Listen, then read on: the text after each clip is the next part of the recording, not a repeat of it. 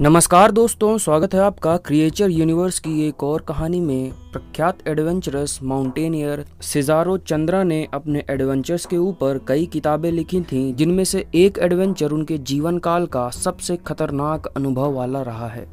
आइए पलटते हैं उनके जीवन काल के डायरियों के कुछ पन्ने और जानते हैं उनके सफर के खौफनाक पलों को। 24 दिसंबर 1968, रूस का साइबेरिया प्रांत। पूरी दुनिया से केवल 5 लोगों को चुना गया था जिन्हें साइबेरिया जाकर ग्लोबल वार्मिंग से रिलेटेड गूढ़ असेसमेंट और रिसर्च को तैयार करना था। उन 5 व्यक्तियों में मेरा नाम भी शामिल था। हम पांचों को एक मिलिट्री बेस पर मिलना था। हम में से कोई भी एक दूसरे से पहले कभी नहीं मिला था। जब मुझे हेलीकॉप्टर से बेस तक पहुंचाया गया तो शायद मैं ही सबसे पीछे रह गया था। बाकी 4 जन वहां पहले से ही मौजूद थे। वहां रूस के मार्शल जनरल वोडलास्की मिले। वह मुझे कैंप तक ले गए। जैसे ही मैंने कैंप के अंदर प्रवेश किया, मैं हतप्रभ रह गया।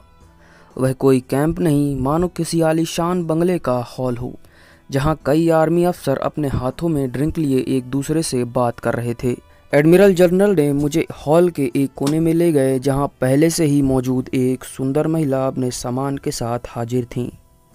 मैंने उनकी तरफ हाथ बढ़ाते हुए कहा, हेलो, मेरा नाम सिजारो है, मैं भारत से हूँ। उन्होंने अपने सामान को वहीं छोड़ मुझसे हाथ मिलाते हुए कहा, हेलो मिस्टर सिजारो, मैं सारा लॉरेंस, यूनाइटेड स्टेट्स। उनके हाथ बड़े सख्त मालूम हुए। वह वापस अपने सामान की पैकिंग करने लगीं।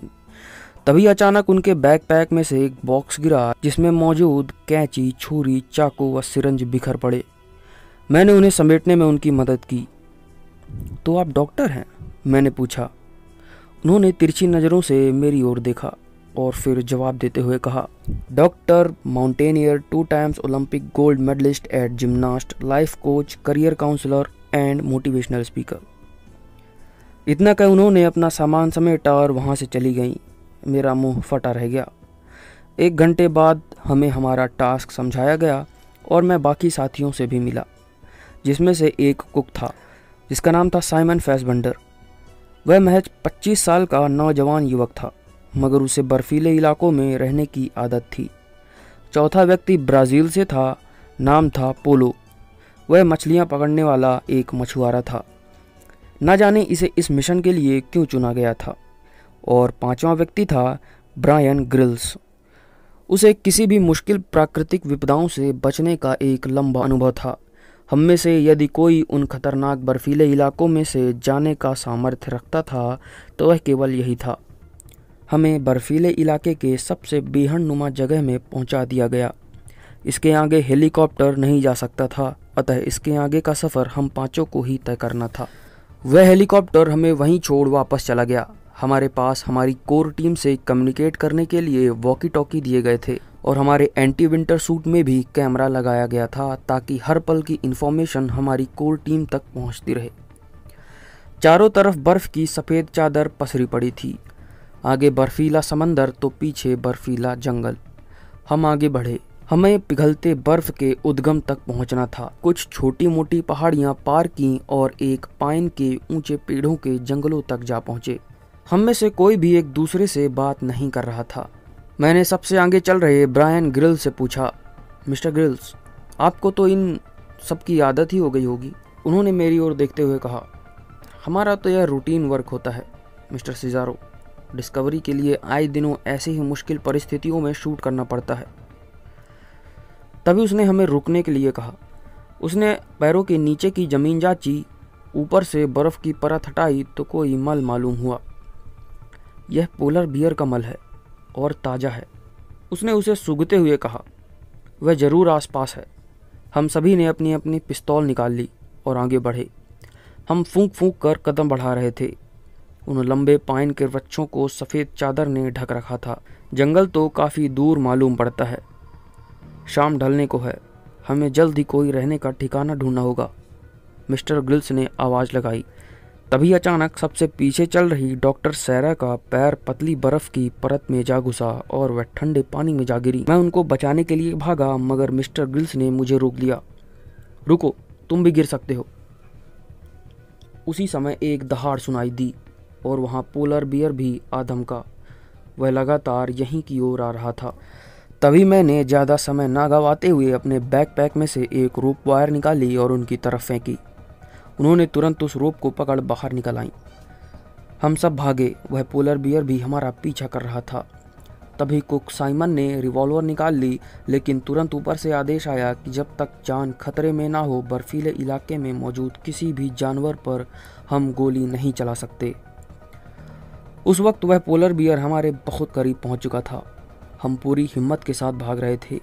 न जाने वह पिस्तौल हमें क्यों दी गई है। तभी अचानक उस प्राणी का ध्यान दूसरी ओर गया। उसने पानी में छलांग लगाई और एक बड़ी सील को जबड़े में दबाकर बाहर ले आया। आखिरकार हमारी जान बच पाई। काफ़ी शाम ढल चुकी थी, अंधेरा होने को था और हम पाइन फॉरेस्ट के बीचों बीच थे। हमें यहीं कैंप लगाना चाहिए, ब्राज़ीलियन मछुआरे पोलो ने कहा। अब तक के सफ़र में वह चुप ही रहा था। थोड़ा वातावरण में और कोहरा हो जाने दो ताकि हमारी कैंप फायर का धुआं उसमें जा मिले।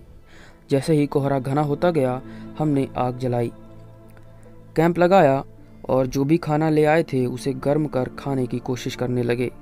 कुछ खाना तो ठंड की वजह से जम चुका था। पोलो ने अपना पेशा दिखाया और जमी हुई झील से 2 मछलियां पकड़ कर ले आया। यंग कुक माइकल ने उसे पकाया और हमने बड़े मजे से उस रात पार्टी की। हम सभी को एक एक बोतल वाइन दी गई थी ताकि इस ठंड को हम झेल सकें।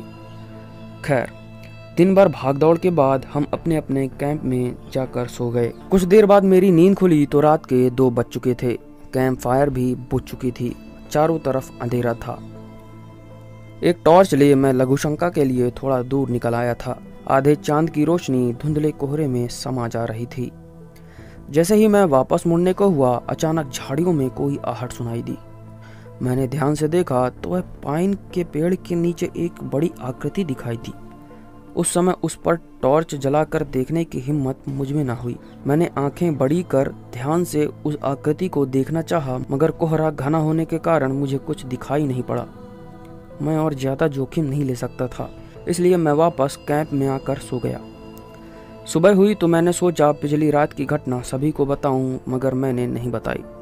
हम आगे बढ़े। कुछ दूर पहुंचते ही रेडियो फ्रीक्वेंसी ने काम करना बंद कर दिया। हमारे कैमरे और वॉकी टॉकीज बंद हो चुके थे, मगर हमें अपना मिशन खत्म करके ही वापस आना था। तभी ब्रायन ग्रिल्स को बर्फ की चादर में कुछ पंजों के निशान मिले जो इतने बड़े थे मानो उसमें करीब 5 इंसान खड़े हो जाएं। यह देख हम आश्चर्य में पड़ गए। हमने उन पंजों का पीछा किया तो एक विशाल गाय गुफा तक पहुंचे। अंदर जाने का रिस्क हम में से कोई नहीं ले सकता था। आखिर यह सब क्या है? डॉक्टर सैरा ने पूछा। किसी के पास कोई उत्तर न था, यहाँ तक कि ब्रायन ग्रिल्स को भी इस बारे में कोई अंदाजा न था। हमें अंदर चलकर देखना चाहिए, उस युवान कुक साइमन ने कहा। उत्सुकतावश हमने अपनी टॉर्च जलाई और अंदर घुसे। उस गुफा के अंदर खूब अंधेरा था। हमने चारों तरफ टॉर्च की रोशनी घुमाई। वह गुफा काफी गहरी मालूम हुई। तभी एक कोने से ब्रायन की आवाज आई, गाइस इधर आओ जल्दी। हम दौड़कर उसके पास गए। यह देखो, इस दीवार में किसी तरह की चित्रकारी की गई है। सारा उस पेंटिंग की फोटो अपने कैमरे में कैद कर रही थी। यह पेंटिंग तो सालों साल पुरानी प्रतीत होती है, पोलो ने कहा। हजारों साल पहले के मनुष्य इस तरह की चित्रकारी गुफा में उकेरा करते थे। जब मैंने उस चित्रकला को ध्यान से देखा तो उसमें कोई मानव आकृति का प्राणी था जो पर्वत को उठा रहा था, और उस पर्वत की चोटी पर कोई अन्य मनुष्य बैठा हुआ था और उसके बगल में एक त्रिशूल भी गड़ा हुआ था। मैं तुरंत समझ गया। मैंने अपने मित्रों को समझाते हुए कहा, दोस्तों यह तो हिंदू मिथोलॉजी के गॉड शिवा हैं।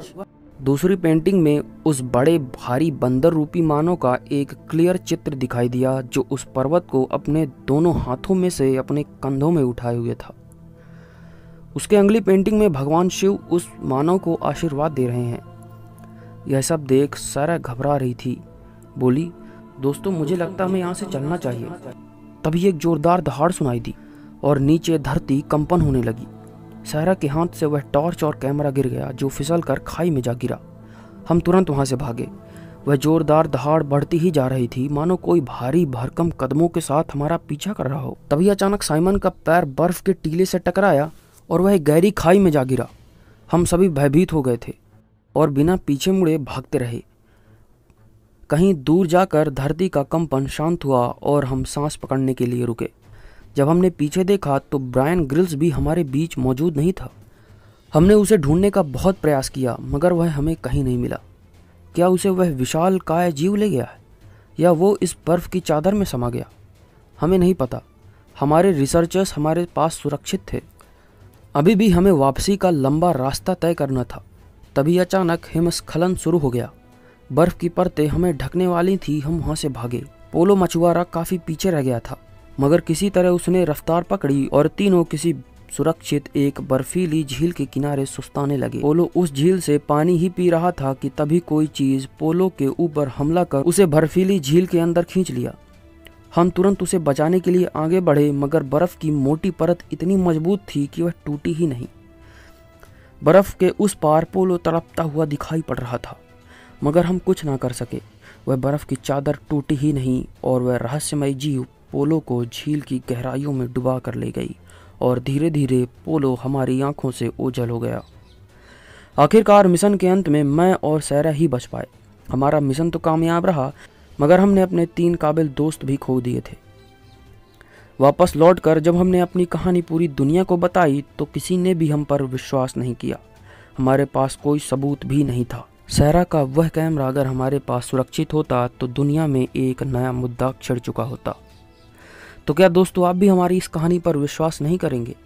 आपको क्या लगता है उस चित्र पर आखिर क्या दर्शाया गया था?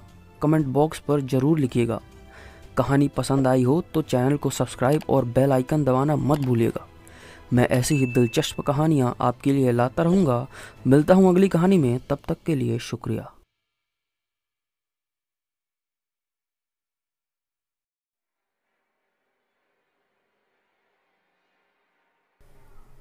नमस्कार दोस्तों, मैं हूं शिवेश। स्वागत है आपका कहानियों के विशालगढ़ में, जहां आपको mystery, adventure, horror, super show जैसी कई कहानियों के थ्रिलिंग एक्सपीरियंस मिलेंगे जो आपको रोमांच भर देंगे।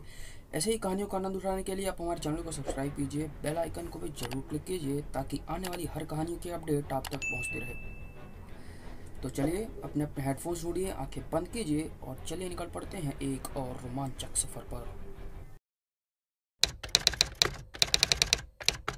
वह रात बहुत ठंड थी। कैरोलिना अपनी दोस्त एमिलिया के यहाँ से लौट अपने घर जा रही थी। आज उसकी एमिलिया से बहुत देर तक बात हुई। काफ़ी दिनों बाद वह अपनी नानी के यहाँ से लौटी थी। दोनों ने खूब मस्ती की और ढेर सारी बातें भी की। पर समय ज़्यादा हो चला था और रात भी गहरी हो चुकी थी। हालांकि उन दोनों के घर के फासले कुछ ही कदमों की दूरी पर हैं, पर फिर भी वह रास्ता रात के समय पेड़ों से ढक जाने के कारण जरा अनजान सा हो जाता है। कैरोलिना खुश थी। उसकी सुंदर आंखें और सुनहरे बाल मानो इतनी रात में भी रोशनी का अनुभव दे दें। उसने अपनी घड़ी को निहारा तो चौंक पड़ी। रात के 10 बज चुके थे। ओह शिट, आज तो पक्का डांट पड़ेगी, उसने अपने मन में ही कहा। तभी अचानक से सामान्य से ज़्यादा ठंड महसूस हुई। पीछे एक कार की आवाज़ आई और कैरोलिना के बगल में आकर रुकी। वह एमिलिया थी। चल आजा, काफ़ी रात हो चुकी है, अकेले मत जा, मैं तुझे घर तक छोड़ देती हूँ, एमिलिया ने कहा। कैरोलिना एमिलिया की कार में बैठती है और वह कार एक जोरदार आवाज़ के साथ वहाँ से निकल पड़ती है। अगली सुबह उसी रास्ते पर एक बुढ़िया का शव मिलता है। वहाँ काफ़ी भीड़ इकट्ठा हो चुकी थी और पुलिस उस शव की जांच कर रही थी। पुलिस ने उस शव के कुछ ही दूर पर एक लाल कार भी बरामद की। कैरोलिना के घर वाले दौड़े दौड़े उस हादसे की जगह आए। उनकी बेटी कल रात से घर नहीं लौटी थी। उन्होंने सोचा वह कल रात एमिलिया के घर ही रुक गई होगी, मगर एमिलिया ने बताया कि वह कल रात ही निकल गई है। जब कैरोलिना के माता पिता उस हादसे की जगह आए तो वह लाश देखकर दंग रह गए। यह कैरोलिना नहीं है, वह तो एक जवान लड़की थी और यह एक बुढ़िया की लाश है। मगर एक मिनट, उस लाश के कपड़े तो बिल्कुल उसी तरह हैं जिस तरह पिछली रात कैरोलिना ने पहने हुए थे। आखिर यह क्या माजरा है? पुलिस एमिलिया से पूछताछ कर रही थी क्योंकि वह लाल गाड़ी जो बरामद हुई थी वह उसी की थी। पूछताछ पर यही पता चला कि कैरोलिना एमिलिया के घर से देर रात निकल चुकी थी और यह गाड़ी यहाँ कैसे पहुंची उसे भी नहीं पता। शेरिफ निकोलसन ने खून की जांच की तो पाया कि वह शव कैरोलिना का ही है, मगर इस हालत में ऐसा दुर्लभ केस निकोलसन के करियर में पहली बार आया था। पोस्टमार्टम पर भी यही पता चला था कि कैरोलिना के बाहरी अंगों के साथ साथ अंदरूनी अंग भी बहुत नाजुक और पुराने हो चुके थे। पर कैरोलिना तो 22 से 21 वर्ष की युवती थी। निकोलसन यह गुत्थी सुलझा नहीं पा रहा था। निकोलसन के लिए यह केस उसके करियर का टर्निंग पॉइंट हो सकता था। उसे कैसे भी करके यह केस सुलझाना ही होगा। अगले दिन वह वारदात की जगह पर जब जांच पड़ताल कर रहा था तो उसे एक पेड़ पर कुछ दांत व चमड़ी के अवशेष मिले। वह कुछ और आगे बढ़ा तो खून के धब्बे और बालों के गुच्छे भी मिले। वह जंगल के अंदर घुस चुका था। तभी उसे एक जमीन पर संदेहजनक स्थान दिखाई पड़ा जो जंगली घास फूसों से ढका हुआ था। उल्सन ने उसे हटा कर देखा तो वह हैरान रह गया। उस गड्ढे पर मांस के लोथड़े, कान व आंखें पड़ी हुई थी। वह उसका एक सैंपल ले वहां से चला गया। उस सैंपल को जांच के लिए भेज दिया गया। उस रात निकोलसन को नींद नहीं आई और सारी रात वह इन्हीं ख्यालों के साथ जागता रहा कि आखिर यह सब क्या हो रहा है। अगली सुबह एक और वारदात की खबर मिली। विक्टिम शॉन की मौत भी बिल्कुल उसी प्रकार हुई थी जैसे कि कैरोलिना की हुई। यहाँ भी एक जवान लड़का शिकार हुआ था, पर लाश बिल्कुल वृद्ध हो चुकी थी, मानो कोई इनके अंदर से इनका जीवन ही छीन ले रहा हो। निकोलसन के ऊपर दबाव बढ़ने लगा था। वह इतना समझ चुका था कि यह कोई आम केस नहीं है। उसने सोचा अगर यह केस भी कैरोलिना के केस की तरह है तो उसे यहाँ भी कुछ अवशेष जरूर मिलने चाहिए। और आखिरकार वही हुआ। निकोलसन को यहाँ भी वही दमड़ी और कुछ मांस के लोथड़े मिले। उसका शक एक दिशा की ओर शुरू से ही जा रहा था, मगर वह उन कहानियों की ओर जाना नहीं चाहता था। उसे इन कहानियों में कभी विश्वास भी नहीं रहा, परंतु अब उसे वह दिशा अख्तियार करनी ही होगी। वह तुरंत शहर की लाइब्रेरी गया और स्किन वॉकर्स की जानकारियां जुटाने में लग गया। यह रूप बदलने वाले शैतान होते हैं जो लोगों को मार उनकी आयु चुरा लेते हैं। स्किन वॉकर्स के बारे में इतनी जानकारियां तो हर कहीं थी, पर उन्हें मारने के तरीके अलग अलग किताबों में कई तरीके के थे, पर उनमें से सच क्या था यह कहना बड़ा मुश्किल था। एमेलिया से पूछताछ करने के लिए निकोलसन ने उसे पुलिस स्टेशन बुलाया था। वह अपनी कार में बैठ रवाना ही होने वाली थी कि निकोलसन ही वहां खुद पहुंच गया। अरे निकोलसन, आप? एमेलिया ने कहा। निकोलसन ने जवाब दिया, हाँ देखो, ज़्यादा वक्त नहीं हमारे पास। कैरोलिना के केस से जुड़ी मैं तुम्हें एक बहुत इम्पोर्टेंट जानकारी देना चाहता हूँ। चलो मेरे साथ। पर कहाँ? एमेलिया ने पूछा। चलो रास्ते में बताता हूँ, निकोलसन ने कहा। और वह दोनों वहां से निकलने ही वाले थे कि एक जीप सामने आकर रुकी और उनमें से हाथ में बंदूक लिए निकोलसन बाहर निकला। एक ही व्यक्ति के दो दो रूप देखकर एमेलिया चौंक पड़ी। जीप से निकलते ही निकोलसन ने अपना निशाना उस हमशक्ल पर साधा। एमेलिया, उससे दूर हटो, यह एक शेप शिफ्टर है। एमेलिया वहां से दूर भाग खड़ी हुई। नहीं एमेलिया, मैं निकोलसन हूँ, यही शेप शिफ्टर है, तुम इसके पास मत जाना। एमेलिया कंफ्यूज हो रही थी। तभी निकोलसन ने अपनी बंदूक से गोली चलाई जो कि उसके हमशक्ल के सीने में जा लगी और वह दहाड़ मार वहां से भाग निकला। वह इतना तेज था कि आखिरकार वह भागने में कामयाब रहा। निकोलसन ने एमेलिया और कैरोलिना के घर वालों को टाउन में हो रही मौतों के पीछे की सारी घटना कह सुनाई और उन सभी को चौकन्ना रहने के लिए कहा। अगले दिन सैंपल की रिपोर्ट आई जिसमें दो अलग अलग लोगों के डीएनए प्राप्त हुए, जिसमें से एक एमेलिया का था पर दूसरे की पहचान नहीं हो पाई। दूसरे केस की रिपोर्ट के सैंपल में भी विक्टिम शॉन के डीएनए के साथ एक और डीएनए मिला जो कि अज्ञात ही था, और वह दोनों केसेस में इस अज्ञात व्यक्ति के डीएनए बिल्कुल समान थे। यह जानकारी कैरोलिना के माता पिता को देनी पड़ेगी। यह सोच निकोलसन अपने जीप निकाल उनके घर की ओर निकल पड़ा और वह अज्ञात डीएनए कुछ लोगों से मिला करने लगा। जब वह कैरोलिना के घर पहुंचा तो देखा कि उसके पिता कैरोलिना के ग्रेवयार्ड पर मायूस बैठे अपनी बेटी को याद कर रहे थे। निकोलसन उनके पास आया और उन्हें ढाढ़स बधाई और बोला, मिस्टर फ्रीमैन, आपको यहाँ इतनी रात को नहीं आना चाहिए। कैरोलिना के पिताजी बिलख पड़े। निकोलसन बोला, आप अपने आप को संभालिए सर, अब आपका खेल खत्म हो चुका है। यह सुन मिस्टर फ्रीमैन चौंक पड़े। तभी अचानक से चारों तरफ से एमेलिया, उसका परिवार और कैरोलिना के माता पिता निकल आए, जिन्हें देख वह मिस्टर फ्रीमैन का रूप धारण किए हुए स्किनवॉकर घबरा गया। उसने निकोलसन पर हमला किया। तभी निकोलसन ने जोर से चिल्लाया, मार्क बिलियर्ड्स। यह नाम सुनते ही वह शेप शिफ्टर अपने असल रूप में आने लगा। वहां मौजूद सभी लोगों ने उस शेप शिफ्टर को घेरे, उसका असल नाम का उच्चारण करने लगे और मार्क बिलियर्ड अपने असल रूप में आ गया और अपने ही नाम का उच्चारण बार बार सुन उसका मस्तक फट गया और वह धूल में समाहित हो खत्म हो गया।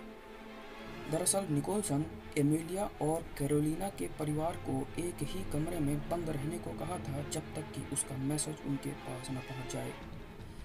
निकोलसन शेप शिफ्टर के कई मारने के तरीके पर असमंजस में था, पर जब उसने यह देखा कि वह शेप शिफ्टर अपने मांस के लोथड़ों को गड्ढे में छिपा कर रख रहा था, इसका अर्थ यही है कि वह अपनी पहचान छिपाना चाहता था। और निकोलसन ने उस अज्ञात डीएनए को सर्च किया जो एक व्यक्ति से जा मिला जिसका नाम मार्क बिलियर्ड्स था। अतः यह तरीका निकोलसन को सबसे सही लगा। हालांकि इस केस पर हुई जांच को बंद कर दिया गया और निकोलसन को पता था कि उसकी थ्योरी को कानून मान्य नहीं करेगा। हालांकि उसके करियर में कोई वृद्धि नहीं हुई, पर वह इस केस को सॉल्व कर खुश था।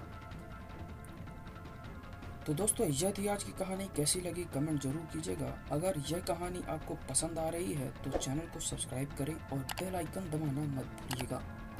मैं आपके लिए ऐसे ही रोमांचक कहानियाँ लाता रहूँगा। मिलते हैं अगली कहानी में, तब तक के लिए शुक्रिया। खुदा हाफिज़, आदाब, टाटा, बाय बाय। नमस्कार दोस्तों, मैं हूं शिवेश। स्वागत करता हूं आपका कहानियों की इस विशाल दुनिया में। लेकर आ चुका हूं एक और वेंडिगो से जुड़ी कहानी। तो अपने अपने हेडफोन्स पहनिए, आंखें बंद करिए और निकल पड़ते हैं कहानियों की इस रोमांचक दुनिया पे। जब मैं छोटा था, मैं अक्सर गर्मियों के कुछ हिस्से अपनी दादी के साथ उनके घर में बिताता था। यह दुनिया में मेरी सबसे पसंदीदा जगह थी और मैं हमेशा बागवानी, बेकिंग, देर रात की आग के साथ दादी के हाथ का खाना और भूत की कहानियाँ सुनते हुए आनंद लेता था। उनके घर से कुछ दूर एक तालाब था जहाँ मैं कभी कभी तैरने जाता था। यहाँ पर काफ़ी मेंढकों का घर था और रात में वे लगातार शोर करते थे। मैंने अपनी दादी से केवल एक बार शिकायत की और कहा कि मैं उन मेंढकों की रैकेट के साथ रात की हवा का आनंद नहीं ले सकता, वह मुझे काफ़ी परेशान करते हैं। उन्होंने मुझे अपनी गोद में ले लिया और मुझे एक झील के पास रहने वाले एक बूढ़े आदमी और औरत की कहानी सुनाई। वह बूढ़ा मेंढकों की टर्र टर्र करती आवाज़ को बर्दाश्त नहीं कर सका, लेकिन उसकी पत्नी ने उससे कहा कि वे वेंडिगो को दूर रखते हैं और उन्हें नुकसान पहुंचाना नासमझी होगी। खैर, उन्होंने यह नहीं सुना और झील पर सभी मेंढकों को व्यवस्थित रूप से पकड़ने के लिए तैयार हो गया। यह एक ऐसी प्रक्रिया थी जिसमें कुछ समय लगा, लेकिन वह तब तक नहीं रुका जब तक कि सबसे अजीब उभयचरों की झील से छुटकारा नहीं पा लिया।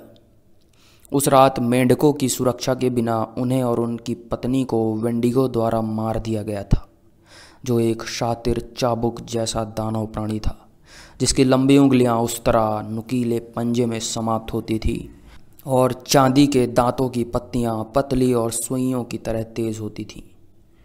मैंने इसे उसकी एक और भूत की कहानी के रूप में देखा, हालांकि वह इसके बारे में सामान्य से अधिक गंभीर लग रही थी। मैंने मेंढकों के बारे में फिर कभी शिकायत नहीं की, ज़्यादातर इसलिए कि मैं उनका आनंद लेते हुए बड़ा हुआ और उन कहानियों को अपने दिमाग से निकाल दिया। वास्तव में मैं इसके बारे में सब कुछ भूल गया था, जब तक कि यह पिछले वसंत में एक मूल अमेरिकी साहित्य वर्ग में नहीं आ गया था, जिसकी क्लास मैं कॉलेज में ही ले रहा था। वेंडिगो के उल्लेख ने मेरी दादी की कहानी की वह पुरानी यादें ताज़ा कर दी थीं। मुझे लगता था उन्होंने सिर्फ यह शब्द अपने मन से ही बनाए हैं। मुझे यह नहीं पता था कि इसके बारे में कहानियाँ थीं जो एल्गोक्विन किंवदंतियों में उत्पन्न हुई थीं। अपने बचपन के विषय से जुड़े रहने के लिए उत्सुक मैंने इसे गूगल किया, केवल यह पता लगाने के लिए कि मेरी दादी से क्या गलती हुई। उन्होंने मुझे जो कहानी सुनाई उसके बारे में मुझे कुछ भी नहीं मिला, ना ही वेंडिगो से सुरक्षा प्रदान करने वाले मेंढकों का कोई संदर्भ। वास्तव में किंवदंतियों का वेंडिगो मेरी दादी के संस्करण की तरह बहुत कम लग रहा था। उन्हें अतृप्त मानव मांस के लिए तरसने वाला कहा जाता था और कभी कभी उन लोगों को भी उसी रूप में देखा जाता था जिन्होंने जीवित रहने के लिए नरभक्षण का सहारा लिया था। विवरण अलग अलग थे, लेकिन वे मेरी दादी के बोगीमैन संस्करण की तरह लगभग कुछ भी नहीं लग रहे थे। जब मैंने इसे पढ़ा तो मैं वास्तव में चकित रह गया। मेरी दादी ने मूल कहानी को कितनी बुरी तरह से गड़बड़ कर दिया था। मैं इस बात से लगभग थोड़ा शर्मिंदा था। मैंने इस गर्मी में घरों को बदल दिया। शहर के किनारे पर एक नवनिर्मित 1000 वर्ग फुट डुप्लेक्स में जा रहा था। दूसरी तरफ मेरी मकान मालकिन का कब्जा होना है, जिसने जगह बनाई थी। हालांकि वह कुछ हफ्ते बाद ही रहने के लिए यहाँ आएंगी। भले ही मेरा नया घर शहर से कुछ ही मिनटों की दूरी पर है, लेकिन मुझे यह बेहद पसंद है। मैं अपने नए घर की एकांत और प्राकृतिक सुंदरता से इसकी निकटता का आनंद लेता हूँ। मैं जंगलों से घिरा हुआ हूँ और अपने आंगन से मैं एक तालाब को भी देख सकता हूँ, जिसे सावधानीपूर्वक जंगल के बीच बनाया गया है। मेरी दादी के घर के पास के तालाब की तरह मेंढकों ने अपना डेरा जमाया हुआ है। मैं अपने एयर कंडीशनिंग को चलाने के लिए भुगतान नहीं करना पसंद करूँगा, इसलिए मैं ज़्यादातर खिड़कियाँ खुली ही रखता हूँ, जिसके कारण मैं उन्हें स्पष्ट रूप से सुन भी सकता हूँ, जैसे कि मैं पानी के किनारे पर ही खड़ा हूँ। शोर के साथ रहते मुझे कुछ दिन लगे, लेकिन अब मैं ठीक हूँ, ठीक वैसे ही जैसे मैं उन गर्मियों में था जब मैं छोटा था। वास्तव में इस वक्त के तनाव के दौरान शोर मुझे सुकून दे रहा है। आज रात अलग है। मैं अपने आप को अपने लिविंग रूम से खड़ा पाता हूँ, जहाँ तालाब है वहाँ घूर रहा हूँ। हालांकि मैं इसे अंधेरे में नहीं देख सकता। हवा भयानक रूप से शांत है और दमनकारी रूप से गर्म है, लेकिन मेरी सभी खिड़कियाँ बंद हैं और मुझे असंभव रूप से ठंड लग रही है। मैं लंबे समय से खुद को आश्वस्त कर रहा था कि मेरी दादी की कहानी एक मूर्खतापूर्ण कहानी थी। एक पुरानी कथा को बेमतलब कहानीकारों ने तोड़ मरोड़ कर पेश किया था, लेकिन किसी कारण से मुझे ज़बरदस्त डर लग रहा है। मुझे नहीं पता क्या करना है। मैं फंस गया हूँ। अपना घर छोड़ने का मतलब है अपने घर के बाहर के अंधेरे को दूर करना, लेकिन मुझे नहीं पता कि मैं यहाँ भी सुरक्षित रह पाऊँगा या नहीं। अब मेढकों ने गाना बंद कर दिया है और एक तेज भारी भरकम आवाज़ मेरे कानों में सुनाई दे रही है। तो यह थी दोस्तों आज की कहानी। कैसी लगी कमेंट बॉक्स पर अपनी प्रतिक्रिया ज़रूर जाहिर करें। अगर कहानी अच्छी लगी हो तो चैनल को लाइक, सब्सक्राइब और शेयर ज़रूर करिएगा और नोटिफिकेशन आइकन दबाना मत भूलिएगा। मिलता हूँ अगली कहानी को लेकर, तब तक के लिए शुक्रिया। दोस्तों, वेंडिगो की कहानियाँ तो आपने बहुत सुनी होंगी, पर क्या हो जब कोई इंसान ही वेंडिगो बन जाए। दोस्तों, लेकर आ चुका हूँ एक बेहद रोमांचक कहानी जो आपकी रूह कपा देगी। नमस्कार दोस्तों, मैं हूँ शिवेश। स्वागत करता हूँ आपका कहानियों की इस विशाल दुनिया में। तो बस अपने अपने हेडफोन्स पहनिए, आंखें बंद करिए और चलिए निकल पड़ते हैं कहानियों की इस रोमांचक दुनिया पर।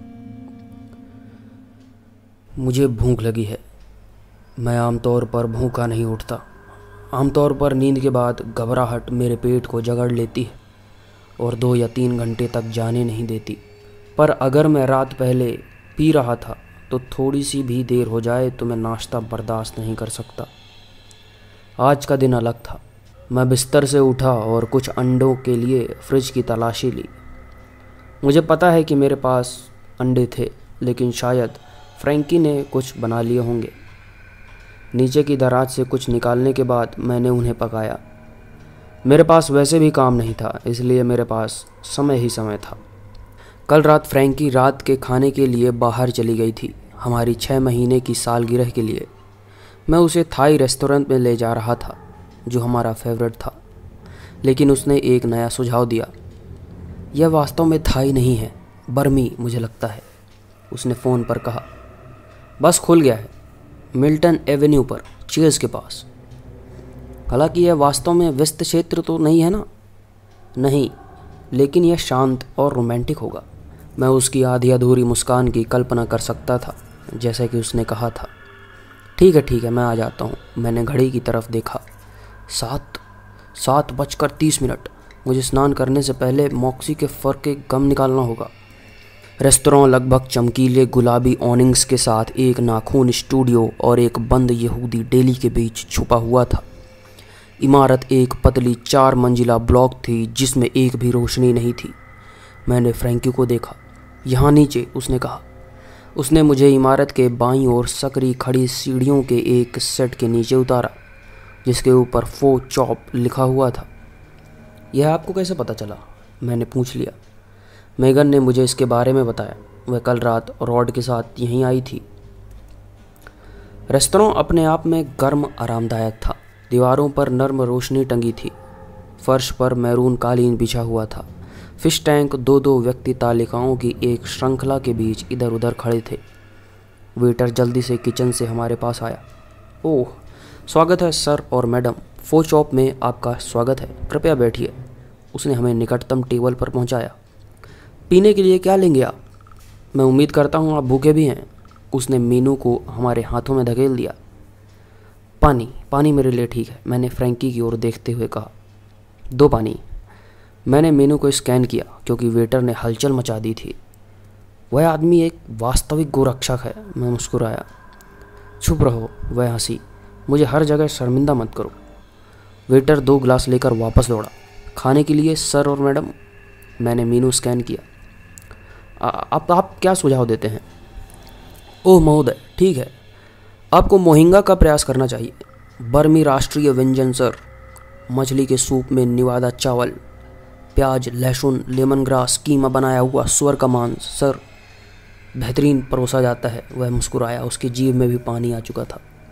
ज़रूर, हाँ, मुझे ये चलेगा, मैंने कहा। मैं गोइन ठोक लूँगी, फ्रैंकी ने बिना एक बीट गवाए हुए कहा। उसने हमारे हाथों से मीनू को ले लिया। एक्सीलेंट, उसने ज़ोर से कहा और जल्दी से रसोई में चला गया। मैंने उसे देखा और ग्लास से घूंट लिया। यह अदरक और सेम के साथ सलाद है। मैंने एक बार खाया था और मुझे यह पसंद आया था। यह थाई नहीं था, लेकिन यह बुरा भी नहीं था। पोर्क में निश्चित रूप से एक अजीब कड़वाहट थी, लेकिन पर्याप्त सोया सॉस के साथ वह और भी अच्छा हो सकता था। बुरा नहीं है ना? फ्रैंकी ने सीढ़ियाँ चढ़ते हुए कहा। बिल्कुल नहीं, यह बुरा कहाँ था? वह बुरा है और यह नहीं था। चलो, कम से कम ठीक तो था। हमें श्री थाई जाना चाहिए था। यह ठीक था, तुम चुप रहो, उसने बोला। मेरे पास आज सुबह केवल 4 अंडे बचे थे। 4 वह सब था जो मुझे मिल सकता था। जब मैं उन्हें पका कर खा रहा था तो मेरे पेट का दर्द गर्दन दर्द में बदल गया। बहुत दर्द हुआ। मैंने 4 अंडे खा लिए। 3 मिनट के अंदर मैंने उनके ऊपर चीज़ चेडर काटा। मैंने मिर्च और प्याज और जैतून का तेल भी डाला और 2 मिनट के अंदर अंदर ले लिया। रुमाल नीचे फेंक दिया। लेकिन पता नहीं क्यों मैं अभी भी भूखा था। लेकिन इसका कोई मतलब नहीं था। मुझे अभी भी उल्टियाँ करते रहना चाहिए। मैंने अपनी प्लेट के नीचे देखा। टेबल के कोने पर अंडे के छोटे छोटे छिलके, शायद मैंने उन्हें खुरच भी दिया था, लेकिन वे पर्याप्त नहीं थे। खाया हुआ पचाने के लिए मैं सोफे पर गया। हो सकता था कि कुछ देर बाद सब ठीक हो जाए। मैंने इंतज़ार किया, प्रतीक्षा की। मेरा पेट फूल गया। 3 घंटे बाद फ्रिज खाली था। चिकना टपरवेयर फर्श पर पड़ा हुआ था। मेरे स्टोव में रैक से चिपके हुए जलने के निशान के साथ टिन की पन्नी। मैंने paneer, meet ball, Dutch chocolate, ice cream, साबुत टमाटर, बचा हुआ स्टेक, फ्रोजन बर्गर का हर टुकड़ा खाया। मैंने लसाग्ना का एक टिन को इतनी ज़ोर से खींचा कि वह पलट गया और फर्श पर बिखर गया। मैंने उसे अपने हाथों से उठाया और इसे कमबख्त जानवर की तरह उसे मुंह में डाल लिया। लेकिन मैं अभी भी भूखा था। मैं भूख से कमज़ोर होकर बाथरूम में गिर गया। सिंक पकड़कर मैंने आईने में देखा। किसी ने मेरे चेहरे पर नकाब डाल रखा था। वह एक बिल्कुल मांस की तरह लग रहा था। मेरे गाल हड्डी से लटक गए। मेरे आंखों के नीचे बैग हल्के बैगनी से गहरे काले रंग से हो गए थे। मेरी पुतलियां आंखों में चुभ रही थी। आंखें खून से लथपथ थीं। पास्ता और स्टेक सॉस से मेरे मुंह के चारों ओर लाल और भूरे रंग की धारियों को छोड़कर मैं एकदम ब्लीच सफ़ेद था। और मेरे बाल, यह क्या, मेरे बाल पतले हो रहे हैं। इससे पहले कि मैं सब कुछ समझ पाता, मैं विचलित हो गया। मेरे होंठ एकदम लाल थे, बेहद लाल। मैंने उन्हें चाटा। मेरा पेट फिर करा उठा और मैं डोल रहा था। हेलो। यह फ्रैंकी थी। इससे पहले कि मैं बाथरूम का दरवाज़ा बंद कर पाता, वह वहाँ मौजूद थी। आप जानते हैं कि आपने अपना दरवाज़ा खुला छोड़ दिया है, इसलिए अगर मैं आपको टुकड़े टुकड़े करना चाहता तो शायद मैं कर सकता। वह कोने के आसपास आ गई थी। उसने एक प्लास्टिक सुपरमार्केट का बैग गिरा दिया और अपने हाथों को अपने मुंह तक लेकर आई। ओह माय गॉड, यह क्या हुआ? मैं मुझे नहीं पता। मैं ऐसा हूँ, मैं भूख से मर रहा हूँ, मैंने कहा। उसने पीछे मुड़कर रसोई की ओर देखा और काउंटर और फर्श पर पलटे हुए कंटेनर और भोजन के टुकड़े, फ्रिज से फटी हुई दराजों पर। तुमने वह सब खा लिया? हाँ, मुझे नहीं पता, शायद यह फूड पॉइजनिंग हो गई है मुझे। यह फूड पॉइजनिंग का बिल्कुल उल्टा है, उसने बोला। मुझे आपको डॉक्टर के पास ले जाना पड़ेगा। पर मुझे कुछ याद आ गया था। मुझे कल रात का खाना याद आ गया। खाने में मुझे कुछ ठीक नहीं लगा था। उस सुअर के मांस के बारे में सोचते ही मेरी लार टपकने लगी। थूक ने मेरा मुंह भर दिया। मैं मजाक नहीं कर रही हूँ, मैं 911 पर कॉल करती हूँ। मेगन का क्या पता है? मेगन क्या? वह ठिठक गई। मेगन, मैंने दहाड़ते हुए कहा। वह वहाँ गई थी, फोचॉप में। मुझे उसका पता चाहिए, मैं मर रहा हूँ। मुझे यह भी नहीं पता था कि यह सब बोलते बोलते मैं उसके कितने करीब आ गया था। उसने काउंटर पकड़ लिया। मैं उसकी चौड़ी आंखों में हरी झिल्लियों को देख सकता था, उसके गालों को देख सकता था, उसके स्वादिष्ट गाल। I don't. उसने अपनी आंखें बंद कर लीं, याद करने की कोशिश कर रही थी। मैंने उसकी ओर कदम बढ़ाया, उन गालों को देखते हुए, उसकी भरी हुई सांसों के साथ अंदर और बाहर फुसफुसाते हुए। अगर मैं स्वाद ले सकता था। 166 वुडन रोड। उसने अपनी आंखें खोलते हुए छींटाकशी की। जब उसने मेरी निकटता को देखा तो वह चिल्लाई और मुझे सीने में जोर से धक्का दिया और अपार्टमेंट के बाहर चली गई। मैंने मेगन के अपार्टमेंट में 4 मील की दूरी तय की। मैं लॉबी में घुसा, ऑनलाइन के लिए लिस्टिंग को स्कैन किया और तीसरी मंजिल पर एक बार में सीढ़ियों पर चढ़ गया। मेगन, मैं चिल्लाया, दरवाज़ा खोलो। पहली बार नॉक करने पर ही दरवाज़ा खुल गया। गर्म हवा की लहर ने मुझे मारा। यह एक कचरे के थैले में छोड़े गए सड़क की मार की स्थिर सड़न की बीमार मीठी गंध ले गया। मैं ठिठक गया। मेगन! कोई जवाब नहीं। मैंने अपार्टमेंट में कदम रखा, सारी बत्तियां जल रही थी। मेगन! मैं अपना मुंह ढके हुए रसोई के पिछले हॉल से नीचे चला गया। उसका फ्रिज खुला था, खाली लटका हुआ था। उसकी सामग्री हर सतह पर बिखरी हुई थी। मक्खन और टर्की, बेगन और योगर्ट के पैकेट स्पष्ट रूप से दीवार पर फेंके गए। फर्श, दूध और प्याज और ड्रेसिंग, टूटे अंडे, भुना हुआ गोमांस, यह सब बिखरा पड़ा था। लेकिन वहाँ पर बहुत सारा खून भी था। वह बीफ का नहीं हो सकता। मेगन! मेगन, मुझे पता है तुम यहाँ हो। चलो बाहर आओ, मुझे बताओ कि यह क्या है। तब मैंने जो देखा, आधा चिल्लाया और पीछे की ओर गिर गया। अगर मैं ना गिरता तो दुर्गंध निश्चित ही मुझे गिरा देती। मेगन बीच में घुटने टेक रही थी, खून से लथपथ कालीन पर। सैकड़ों की संख्या में मक्खियों ने फर्श, दीवारों, टीवी स्क्रीन को ढक लिया था। हर जगह खून बिखरा हुआ था। खिड़की के पास के दीपक ने उसमें चिपके हुए सूखे खून को झुलसा दिया था। रॉड मेरे दाहिनी ओर सोफे पर था। उसका चेहरा नीचे था, उसका सिर लगभग फटा हुआ त्वचा के एक प्रालंब द्वारा सोफे के किनारे से लटका हुआ था। उसकी पीठ खुल गई थी, जैसे किसी ने फाड़वा डालकर दोनों दिशाओं में ऊपर कर दिया हो। मैं सीधे गुहा में देख सकता था। शायद उसके फेफड़े के एक टुकड़े को छोड़कर वह खाली था। उसकी आंतें फर्श पर चिपकी हुई थी। एक लंबा किनारा भी उसके अंदर गर्भनाल की तरह चल रहा था। उसके बछड़ों की हड्डी तक उगेरा गया था। उसका सिर घूर रहा था। मेगन, यह तुमने किया है? वह सुन नहीं रही थी। वह अपने हाथों में मांस का एक मोटा टुकड़ा काट रही थी। भारी गटर की आवाज़ के साथ वह खा रही थी। मेगन, कृपया मेरा जवाब दो। मैंने उसके कंधे को छुआ। एक पंजे वाला हाथ ऊपर उठ गया। उंगलियां मेरे चेहरे के बगल में टिकी हुई थी। ओह मेगन, ये हम हैं, वह चीख पड़ी। उसका चेहरा भद्दा, खोखला और सफ़ेद था। ये हम हैं, वह मुस्कुरा रही थी। उसके दांतों के बीच से रॉड के टुकड़े लटक रहे थे। वह हंसी। उसकी नन्ही सी पुतलियाँ मुझ पर टिकी हुई थी। लोगों के अलावा खाने के लिए कुछ नहीं है और कुछ नहीं होगा। वह फिर से बेतहासा हंसी। उसके गाल से खून और बलगम की आवाज़ आ रही थी। मैं जवाब नहीं दे सका। मैं चारों तरफ से पीछे हट रहा था, दूर जाने के लिए झटपटा रहा था। मेरी निगाह ठीक उसी में लगी। उनमें से एक मरा हुआ जानवर जैसा रूप था।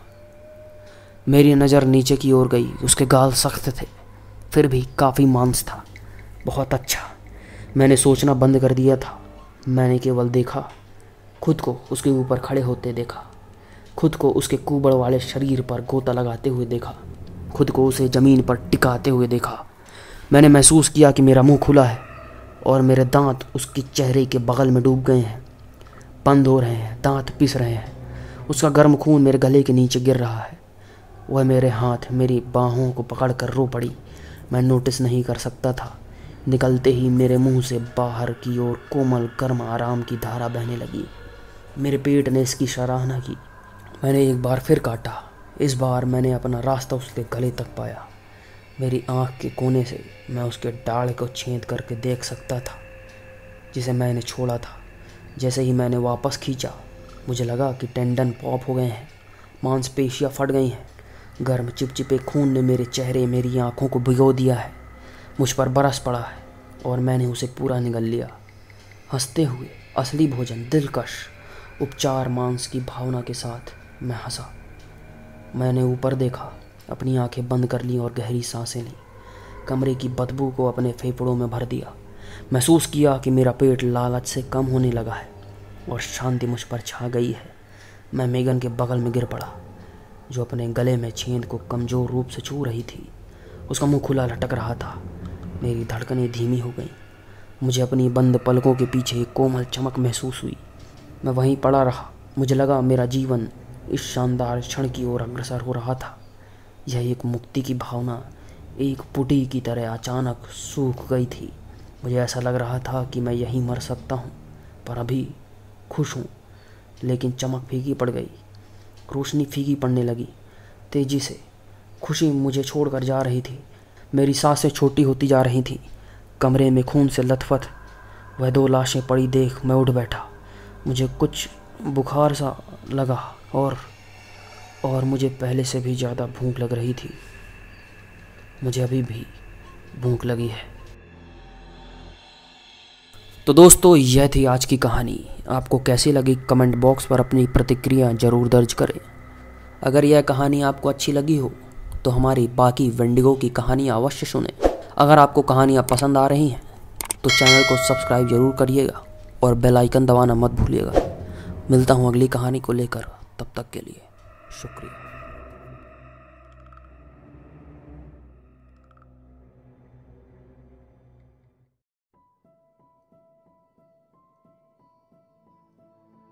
12 दिसंबर 1987, ओंटारियो, कनाडा।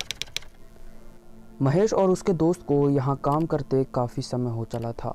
वह करीब 12 साल से यहीं रह रहे थे। अपना कॉलेज ग्रेजुएशन उन्होंने यहीं से किया था। सभी ने फॉरेस्ट मैनेजमेंट की डिग्री प्राप्त कर कुछ वर्ष फॉरेस्ट गार्ड में ट्रेनिंग भी की। जंगल की बारीकियों को गहराई से समझने के बाद उन्होंने एक private forest search and rescue company खोला, जहां यह चारों जंगलों में गुम हुए कई लोगों की मदद करते। महेश के स्क्वाड में उसके 3 मित्र थे, रीटा, सुमन और अभिनव। चारों अपने अपने कामों में एक्सपर्ट थे। अमावस की रात को कुछ ही दिन बीते थे। -3 की हड्डियों को कड़कड़ा देने वाली ठंड के साथ बर्फ की चादर पसरी पड़ी थी। इन कुछ सीजन्स में ज़्यादा केसेस देखने को नहीं मिलते। महेश और उसके साथी अपने केबिन में समय काट रहे थे। तभी कुछ लोगों ने उनके ऑफिस पर दस्तक दी। उन्होंने बताया कि करीब 4 युवक 1 हफ्ते पहले इन्हीं जंगलों में ट्रैकिंग करने निकले थे और अभी तक लापता हैं। वह उन सभी लापता लोगों के परिजन हैं और उन्होंने पुलिस प्रशासन के कई दरवाजे खटखटाए हैं, मगर इस ठंड में उन्होंने उनकी मदद करने से मुंह मोड़ लिया। हर तरफ निराशा झेलते हुए वह इस प्राइवेट रेस्क्यू कंपनी का नाम सुन यहाँ बड़ी उम्मीद लेकर आए हैं। इतनी ठंड में ऐसे केस अक्सर देखने को नहीं मिलते। कमाई का कोई साधन महेश छोड़ना भी नहीं चाहता था। महेश और उसकी टीम ने पता किया कि 4 लोग ओंटारियो के बर्फीले जंगलों में लापता हैं। महेश और उसकी टीम सारी तैयारियां जुटा अभियान पर निकलने को सज्ज थे। तभी उन परिवारों में से एक युवक आगे आकर बोला, महेश, मैं कार्ल हूँ, मैं भी आपके साथ चलूँगा। मेरा छोटा भाई माइक उन्हीं 4 गुमशुदा लोगों में से एक है। महेश ने कहा, देखो कार्ल, यह जंगल खतरों से भरा हुआ है। हम प्रोफेशनल्स हैं, पर तुम्हें वहाँ खतरा हो सकता है। पर कार्ल का निश्चय दृढ़ था। किसी तरह जिद कर वह भी महेश और उसकी टीम के साथ जाने को तैयार हुआ और सभी इस रेस्क्यू ऑपरेशन में निकल पड़े। शाम होने को थी। सारी जमीन पेड़ पत्तियां बर्फ की चादर से ढकी हुई थी। सूरज का कोई नामो निशान दिखाई ना देता। शीत हवाएं भी पुरजोर बह रही थीं। तभी अभिनव की कहीं दूर से आवाज आई। शायद उसे कोई क्लू मिला है। वह एक हेडबैंड था। कार्ल उसे पहचानता था। यह उसके भाई का था। कुछ दूर और चलने पर उन्हें उनका कैंप भी मिला, मगर वहाँ कोई नहीं था। उस कैंप की हालात देखकर ऐसा लग रहा था मानो यहाँ किसी जानवर ने अटैक किया था। खून की कुछ बूंदें भी थी, बिखरे हुए खाने के पैकेट और कपड़े। तभी दक्षिण से रीटा की चिल्लाने की आवाज़ आई। सभी दौड़कर वहाँ पहुँचे और वहाँ जो देखा वह हैरान करने वाला था। करीब 3 मीटर लंबा चौड़ा पंजे का निशान। यह किस जानवर का हो सकता है? कार्ल ने पूछा। और पहली बार महेश और उसकी टीम इसका जवाब देने में नाकाम रही। यह किसी जानवर का तो नहीं हो सकता, महेश ने अंदेशा जताया। तभी पत्तियों में कुछ सरसराहट हुई और सभी हथियार के साथ चौकन्ने हो गए। अंधेरा छाने लगा था। तभी बड़े बर्फीले पेड़ों के पीछे से एक बड़ा प्राणी निकला। वह करीब 12 से 15 फुट का रहा होगा। लाल आंखें, बड़ी बड़ी 12 सिंह जैसी सींग ठीक महेश और उसके साथियों के सामने आ खड़ा हुआ। वह लगातार इसी ओर आ रहा था। महेश और उसके साथी जान बचाकर भागे। वह दैत्य इन सभी का पीछा कर रहा था। अभिनव भागते भागते पूछा, महेश, यह क्या जीव है? परंतु महेश खुद अविस्मय में था। अचानक एक दर्दनाक चीख सुनाई दी। महेश ने पीछे पलट कर देखा तो उस दानव ने कार्ल को अपने मुंह में दबोच रखा था और वह उसे वहां से लेकर जाने लगा। महेश और उसकी टीम ने उस दानव का पीछा किया, परंतु वह इतना तेज निकला कि कुछ ही पलों में वह आंखों से ओझल हो गया। महेश और उसके साथी काफी थक चुके थे। आखिर यह खौफनाक दानव कौन है? सुमन ने पूछा। इतने सालों से हमने तो कभी इसके बारे में ना कहीं सुना ना देखा। महेश ने आखिर अपनी चुप्पी तोड़ते हुए कहा, वह एक वेंडिगो था। मेरे दादाजी ने कभी इस पौराणिक दैत्य की कहानी सुनाई थी, मगर वह कोई कहानी नहीं थी। यह दानव नरभक्षी होते हैं और सिर्फ इंसानों को ही खाते हैं। हो सकता है उन लापता लोगों को इसी नरभक्षी ने शिकार बनाया हो। तो इसका मतलब वे सभी अब मारे जा चुके हैं? रीता ने पूछा। नहीं, महेश ने जवाब दिया। इंसानी गोश्त इस दानव को आसानी से नहीं मिलता होगा। जरूर उसने कुछ लोगों को सहेज कर रखा होगा। हमें उन्हें बचाना होगा। पर कैसे?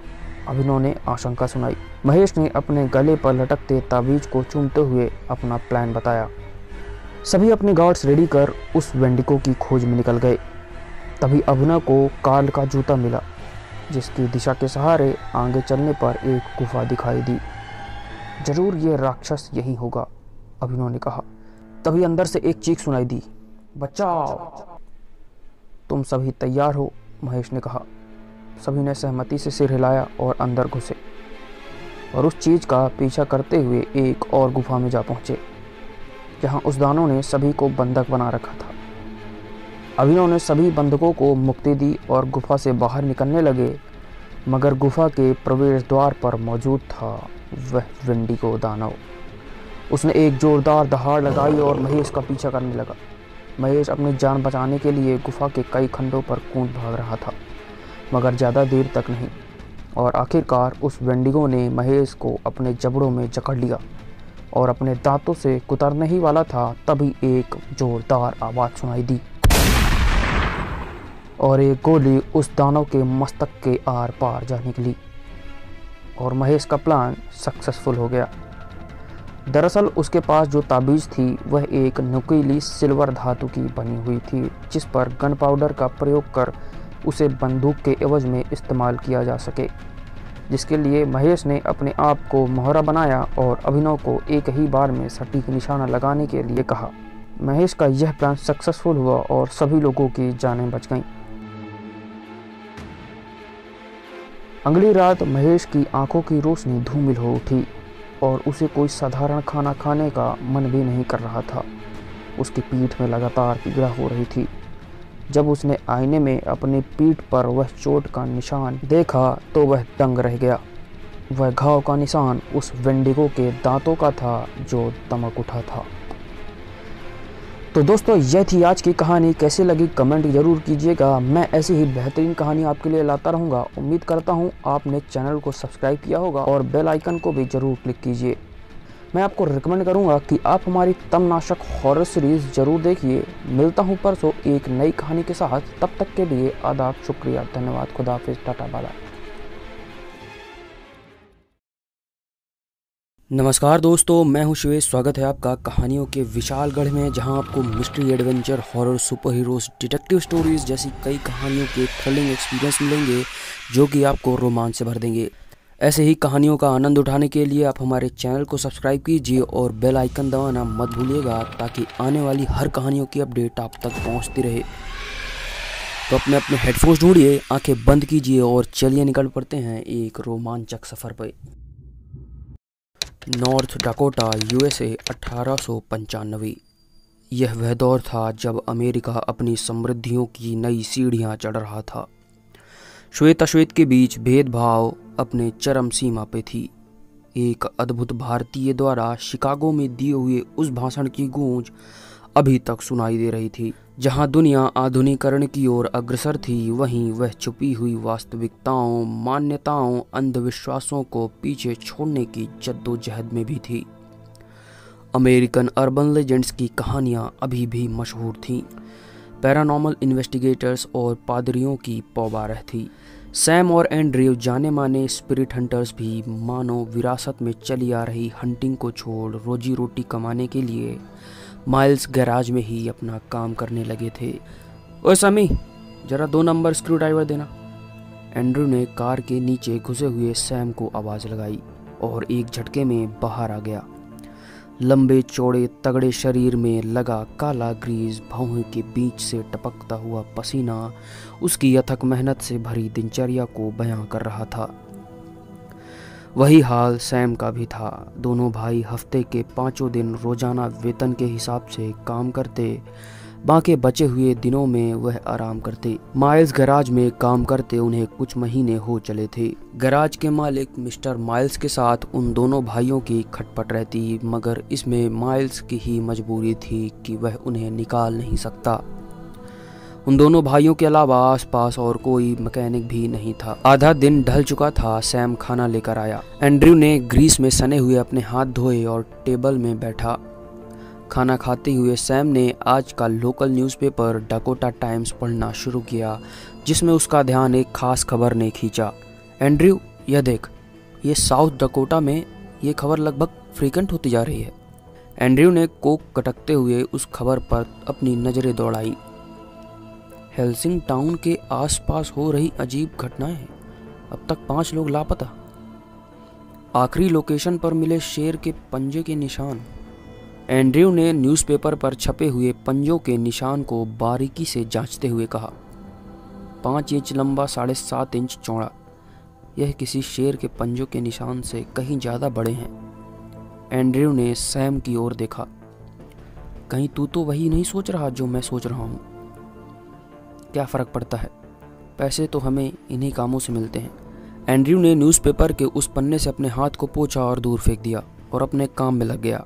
सैम ने उस मुरझाए हुए पेपर को उठा, एंड्रयू के पास ले गया और बोला, यार, हंटिंग से भले ही पैसे नहीं मिलते हों, लेकिन सुकून ज़रूर मिलता था।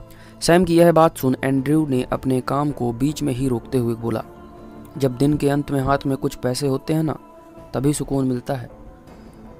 और वह वापस अपने काम में लग गया। हाँ, पर हंटिंग करना हमारे खून में है एंड्रयू, हमारी विरासत है। हमारे दादा परदादा यही करते आए हैं। तुझे नहीं लगता हम उन 5 जिंदगियों को बचा सकते थे? नहीं, फिलहाल मुझे अपनी ज़िंदगी की ज़्यादा चिंता है। जिसकी मौत जहाँ है वहीं होगी। तू भी अपने काम पर लग जा। अच्छी बात है, लेकिन मैं यहाँ इस फजूल का काम करते हुए अपने ज़िंदगी के कीमती पलों को ख़राब नहीं कर सकता। सैम काउंटर में बैठे मिस्टर माइल्स की ओर बढ़ता है और अपनी यूनिफॉर्म और चाबी वहीं रख वहाँ से जीप लेकर चला जाता है। क्या है यह सब? मिस्टर माइल्स ने गुस्से से एंड्रू की ओर देखा। नहीं सर, कुछ नहीं, 2-4 दिनों में वापस आ जाएगा।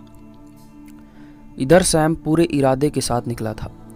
शाम होने को आई थी, ठंड धीरे धीरे बढ़ती जा रही थी और सैम की जीप सुनसान जंगलों के बीच से होते हुए साउथ डकोटा की ओर अग्रसर थी।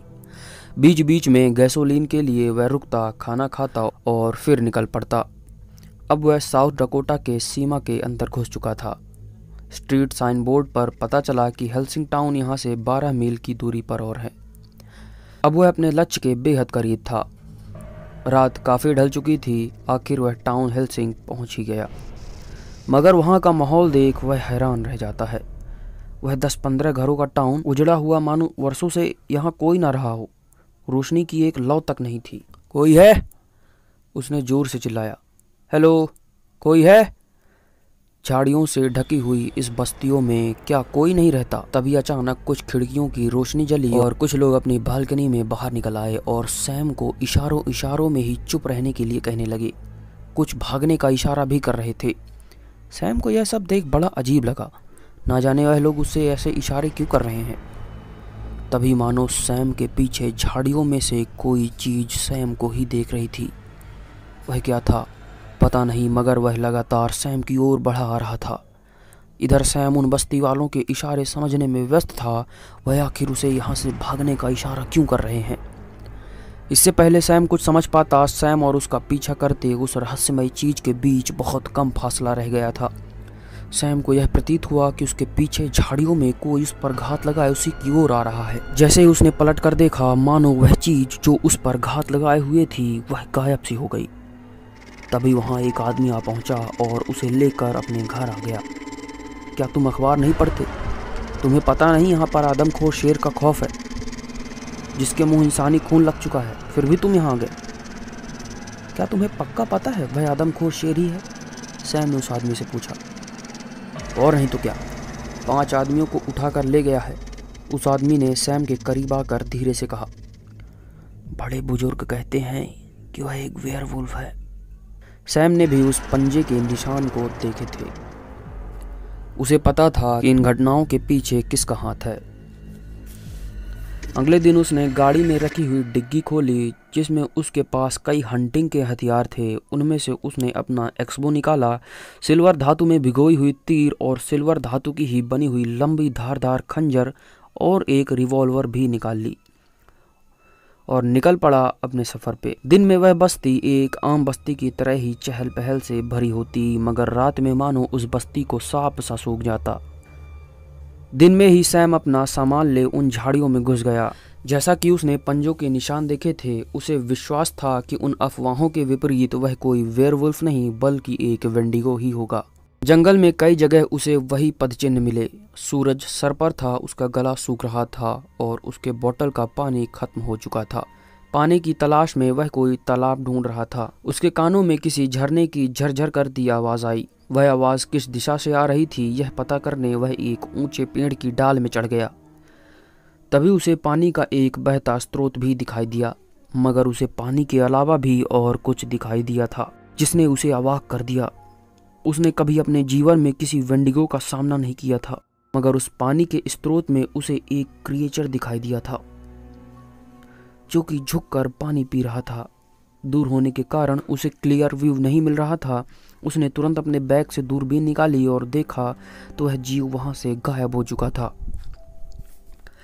उसने तुरंत अपने विरासत में मिली हुई किताब को दोबारा पलटा, जिसमें हर तरह के स्पिरिट्स को मारने की विधि लिखी हुई थी। उसने वेंडिगो का पन्ना पलटा और वह यह देख अवाक था कि वह जीव बिल्कुल किताबों में बने हुए जीव जैसा ही दिख रहा था।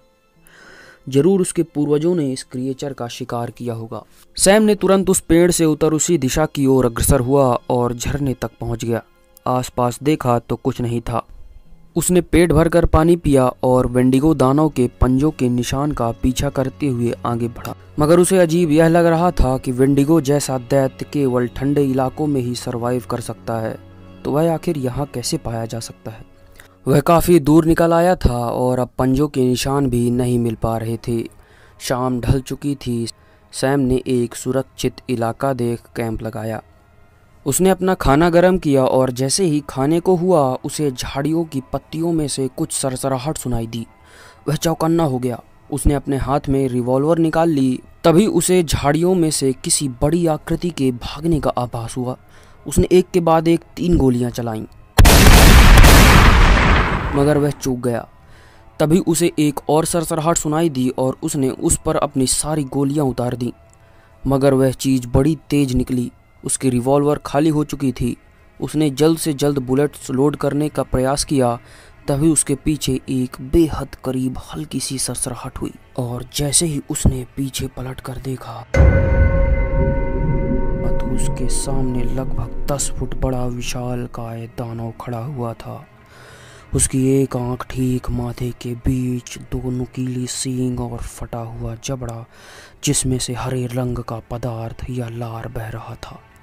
वह अपने 2 पंजों में खड़ा हुआ था। सैम ने अपने जीवन काल में पहली बार कोई वेंडिगो दानव देखा था, बिल्कुल हूबहू जैसा कि उसने सुन रखा था। इससे पहले कि वेंडिगो सैम पर हमला करता, उसका ध्यान दूसरी ओर गया। एक और जोरदार दहाड़ सुनाई दी।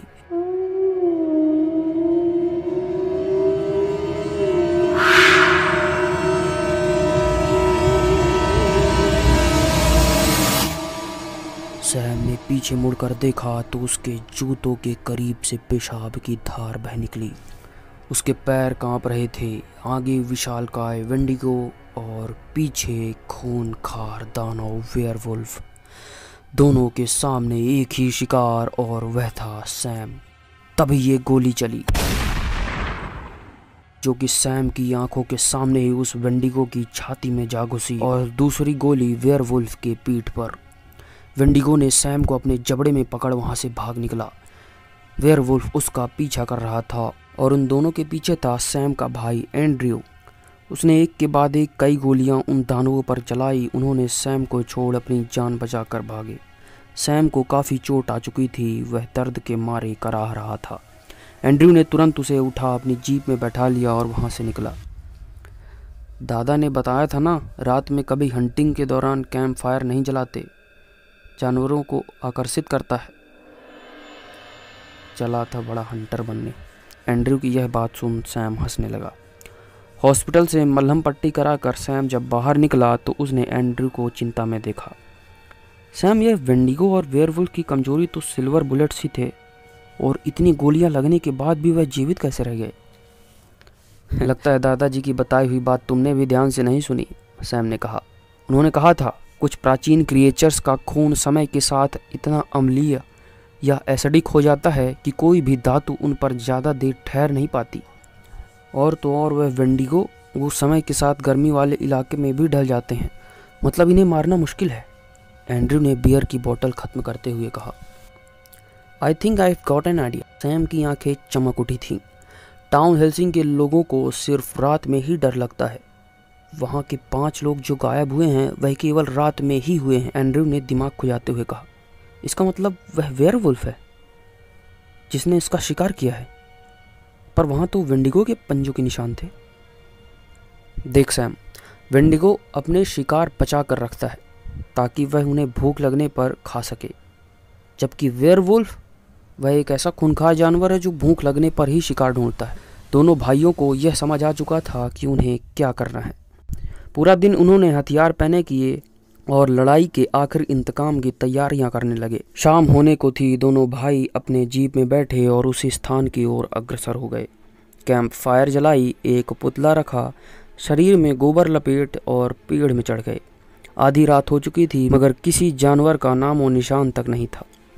तभी वहाँ झाड़ियों में पीछे से हल्की सी सरसराहट हुई। और अचानक देखते ही देखते बिजली की रफ्तार से उस विशालकाय वेंडिगो ने पुतले पर हमला कर उसे मुंह में दबा कर ले गया। उस पुतले से रक्त की धार धीरे धीरे रिस रही थी जो कि वेंडिगो की गुफा तक ले जाएगी। अब सैम और एंड्रयू का प्लान सक्सेसफुल दिखाई पड़ रहा था। तभी वह वेयरवुल्फ भी वहां आ पहुंचा। एंड्रयू ने धीरे से फुसफुसाकर कहा, अब ये यहाँ कैसे आ गया? सैम ने तुरंत एंड्रयू का मुंह बंद कर लिया। वेयरवुल्फ के कानों में वह धीमी आवाज भी पड़ चुकी थी। उस पुतले से गिरे हुए खून को वह सूंघ रहा था। उसके अलावा भी उसे किसी मानव की उपस्थिति की अनुभूति हो रही थी। दोनों भाई दुब के पेड़ में छुपे हुए थे। तभी उस वेयरवुल्फ की नज़र एंड्रयू पर पड़ी। वह जोर से दहाड़ा और उसकी ओर लपका, मगर खुशामद यह रही कि वह पेड़ पर नहीं चढ़ सकता था। मगर उसकी जोरदार दहाड़ उसके सबसे पुराने दुश्मन वेंडिगो को जरूर आकर्षित कर लेगी। और आखिरकार जिसका भय था वही हुआ। उस तेज दहाड़ को सुन वह वेंडिगो भी वहां आ पहुंचा और उस वेयरवुल्फ को किसी इंसान के ऊपर दहाड़ता देख उसकी नज़र सीधे एंड्रयू पर पड़ी। अब दोनों भाई गिर चुके थे। वेंडिगो ने तुरंत बिजली की रफ्तार से पेड़ पर चढ़ एंड्रयू पर झपट्टा मारा। एंड्रयू ने कई राउंड गोलियां फायर की, जिसमें से एक गोली वेंडिगो के पैर में जा लगी, मगर तब तक बहुत देर हो चुकी थी। वेंडिगो ने एंड्रयू को जबड़े में दबा अपनी गुफा की ओर भागा। उसके पीछे वह मानव भेड़िया भी था और सैम अपनी जीप लिए उन दोनों के पीछे। एंड्रयू की सांसें अटकी हुई थी। अगर कहीं वह वेयरवुल्फ वेंडिगो को दबोचने में कामयाब हो गया तब तो उसकी खैर नहीं।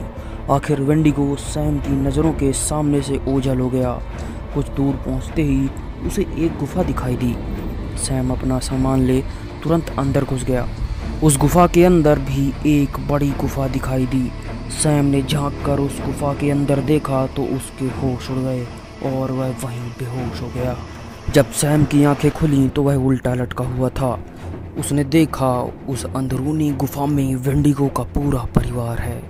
5 खौफनाक वेंडिगो दैत्य उस वेयरवुल्फ को घेरे खड़े हुए थे।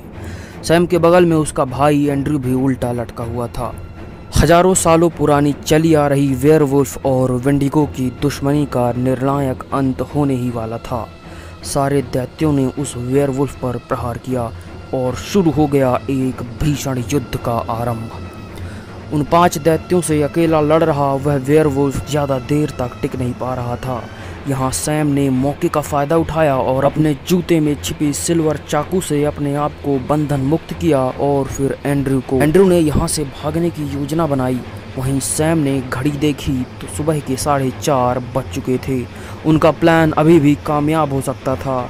दोनों ने बंदूक निकाली और ताबड़तोड़ उस घमासान हो रहे युद्ध में फायरिंग शुरू कर दी। ज़्यादातर गोलियां उन वेंडिगो परिवार के लगी जिन पर वेयरवुल्फ बाहरी हो चुका था। उसने एक एक कर सारे वेंडिगो परिवार को फाड़ के रख दिया। अब उसकी नज़र उन दोनों भाइयों पर पड़ी। Oh shit! सैम घबराया और एक के बाद एक कई गोलियां उस पर मारी, मगर कोई फर्क नहीं। एंड्रयू ने तुरंत डेटोनेटर लगाया और दोनों भाई गुफा की बाहर की ओर भागे और कुछ ही देर में बाहर निकल आए। वेयरवुल्फ ने भी उनका पीछा करते हुए गुफा के बाहर निकल आया था। तभी अचानक सूरज की पहली किरण पड़ी और उस भेड़िए का शरीर जलने लगा। वह दर्द से कराह रहा था और अपनी जान बचाने के लिए वापस गुफा की ओर भागा, लेकिन तभी डेटोनेटर एक्टिवेट हो गया और एक बड़ा धमाका हुआ और सारी गुफा धराशायी हो गई। सूरज की रोशनी से बचने के लिए अब उस भेड़िए के पास कोई भी जगह नहीं थी और कुछ ही देर में वह वेयरवुल्फ भी जलकर भस्म हो गया। और इस तरह सैम और एंड्रयू ने अपने परिवार से मिली हुई विरासत को आगे बढ़ाते हुए अपने जीवन का सबसे खतरनाक हंट किया। इसके अलावा भी उन्होंने अपने जीवन काल में कई स्पिरिट्स और क्रिएचर्स का हंट किया। उन्होंने कभी शादी नहीं की और पूरी जिंदगी इसी के नाम कर दी।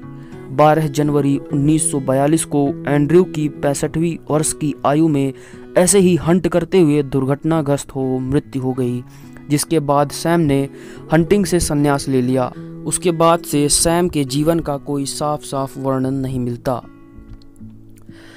तो दोस्तों यह थी आज की कहानी। कैसी लगी कमेंट बॉक्स पर जरूर लिखिएगा। कहानी अच्छी लगी हो तो चैनल को सब्सक्राइब और बेल आइकन दबाना मत भूलिएगा। मैं ऐसे ही दिलचस्प कहानी आपके लिए लाता रहता हूँ। मिलता हूँ अगली कहानी में, तब तक के लिए शुक्रिया।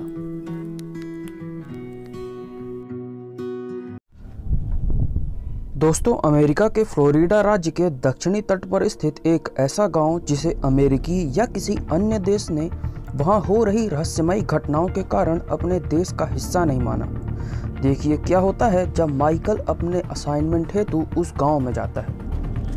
नमस्कार दोस्तों, मैं हूं शिवेश। स्वागत है आपका कहानियों के गढ़ में, जहां आपको mystery, adventure, horror, super hero जैसी कहानियों के कई थ्रिलिंग एक्सपीरियंस मिलेंगे जो कि आपको रोमांच से भर देंगे। ऐसे ही कहानियों का आनंद उठाने के लिए आप हमारे चैनल को सब्सक्राइब कीजिए, बेल आइकन को भी ऑन कर लीजिए ताकि आने वाली हर कहानियों की अपडेट आप तक पहुँचती रहे।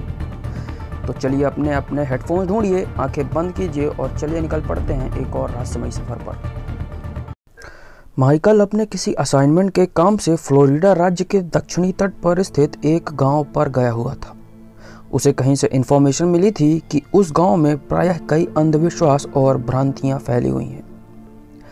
जब वह ट्रेन से नीचे उतरा तो रेलवे स्टेशन बिल्कुल खाली था। टिकट काउंटर में भी कोई नहीं था। माइकल को यह सब देख बड़ा अजीब लगा। अपना सामान लेकर वह सुनसान रास्ते खुद ही निकल पड़ा, क्योंकि आसपास टैक्सी व कोई अन्य वाहन भी नहीं दिखाई दे रहे थे। शाम ढल चुकी थी और अंधकार पसरता जा रहा था।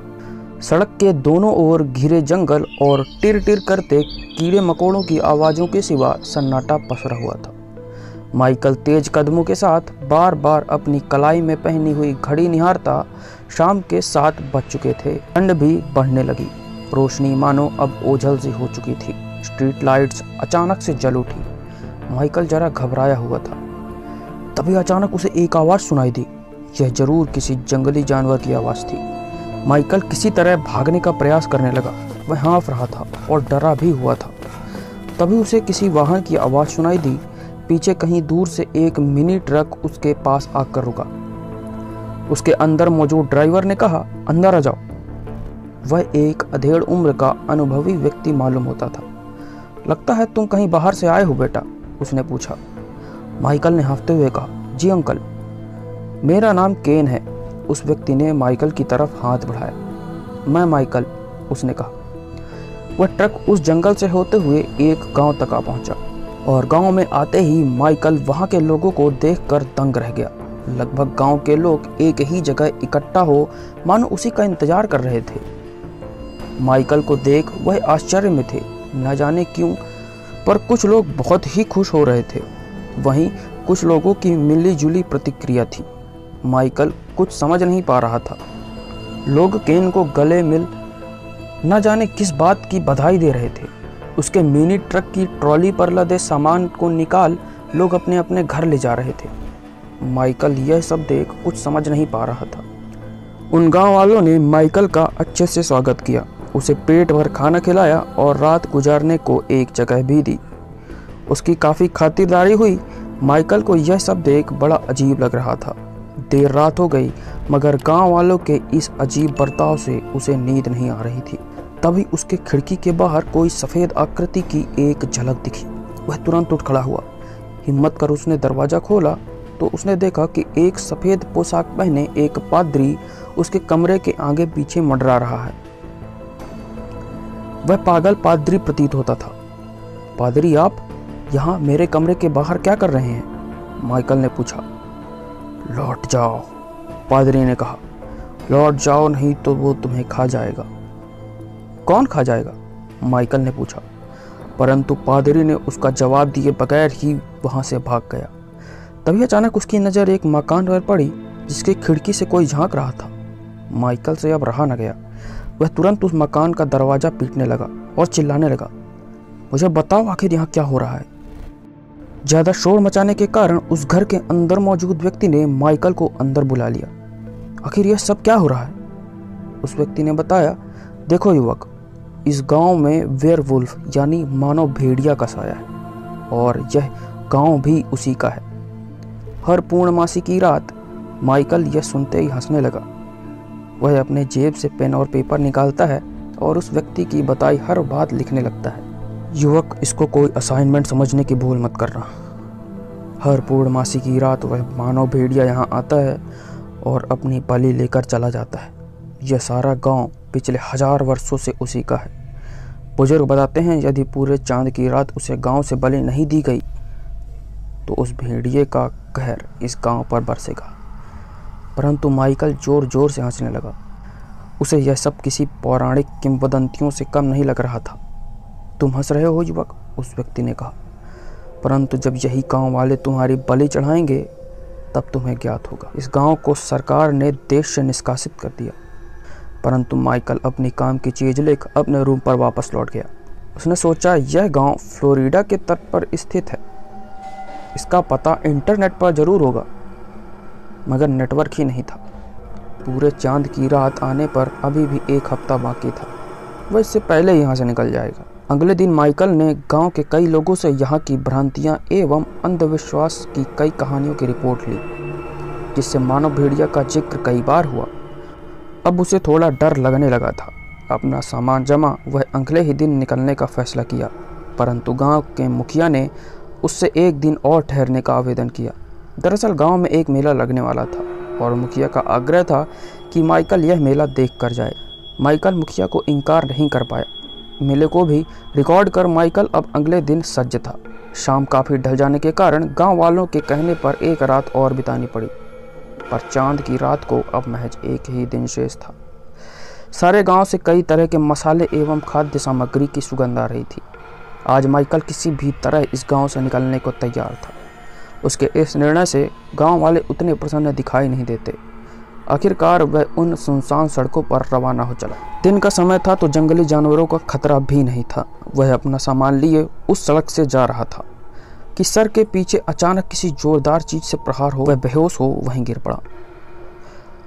जब उसने अपनी आंखें खोली तो उसके सर के पिछले वाले हिस्से पर काफी दर्द का अनुभव हुआ, तो वह अपने आप को कमजोर महसूस कर रहा था।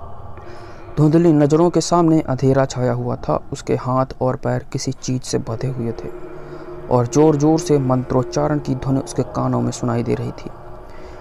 वह अपने आधे होश में था, तभी उसके कानों पर एक जोरदार हुंकार सुनाई दी। नगाड़े बजने बंद हुए और उसके साथ ही मंत्रोच्चारण भी बंद हुआ। सभी गांववासी अपने घुटने पर आ चुके थे। आधा होश लिया माइकल ने धूमिल नजरों से देखा कि एक विशालकाय प्राणी, जिसका धड़ मानव और सर किसी भेड़िए का था, जो कि एक बार में ही उसे निगल लेने की क्षमता रखता था, वह बिल्कुल उसके करीब आ रहा है। माइकल की धड़कनें तेज हो रही थी और आखिरकार उस मानव भेड़िया और माइकल में कुछ ही दूरी का अंतर रह गया था। उस जानवर ने अपना विशाल काय जबड़ा खोला और माइकल के सर को अपने जबड़ों के बीच में रख जोर से बंद कर लिया। माइकल की आंखें खुली तो वह अस्पताल में था। वह जोर जोर से हाँफ रहा था और उसका बदन पसीने से भीग चुका था। मशीनें जोर जोर से आवाज करने लगी। कई डॉक्टर्स दौड़ते हुए आए और उन्होंने माइकल को बताया कि वह एक चिड़ियाघर में शेर की माद में गलती से गिर गया था, जिस पर शेर ने उस पर हमला कर घायल कर दिया। माइकल ने देखा कि उसकी छाती पर बड़े नाखूनों से खरोच के निशान थे, जिस पर पट्टी बंधी हुई थी। उसकी गर्दन पर एक ताबीज था जो उसके जहन में उसने तो पहले कभी नहीं पहन रखी थी। उसने जल्द ही अपने फ़ोन में उस गांव का नाम सर्च किया तो पाया कि ऐसा गांव पूरे ग्लोब में कहीं नहीं था। माइकल को भौचक्का देख उसके बेड के बगल में बैठे एक मारीच ने माइकल की तरफ हाथ बढ़ाते हुए बोला, हेलो फ्रेंड, आप विचलित जान पड़ते हैं, मैं केन। यह नाम सुनते ही माइकल घबरा गया और जैसे ही उसने उस व्यक्ति की तरफ देखा तो उसकी जान सूख गई। वह केन नाम के व्यक्ति की शक्ल भी बिल्कुल उसी प्रकार थी। तो दोस्तों, क्या माइकल के साथ यह घटना सच में घटित हुई या वह कोई सपना देख रहा था? कमेंट कर इस पर विचार प्रकट करें और यह भी बताएं कि यह कहानी आपको कैसी लगी। दोस्तों, अगर आप चाहते हैं कि मैं आपके लिए ऐसी ही कहानियां लाता रहूं तो चैनल को सब्सक्राइब करें और बेल आइकन पर जरूर क्लिक करें। तमनाशक हॉरर सीरीज देखने के लिए ऊपर वाली वीडियो देखें और एक बेहतरीन सुपर हीरो ओरिजिन देखने के लिए नीचे वाली। तो चलिए मिलते हैं परसों एक और नई कहानी के साथ। तब तक के लिए धन्यवाद।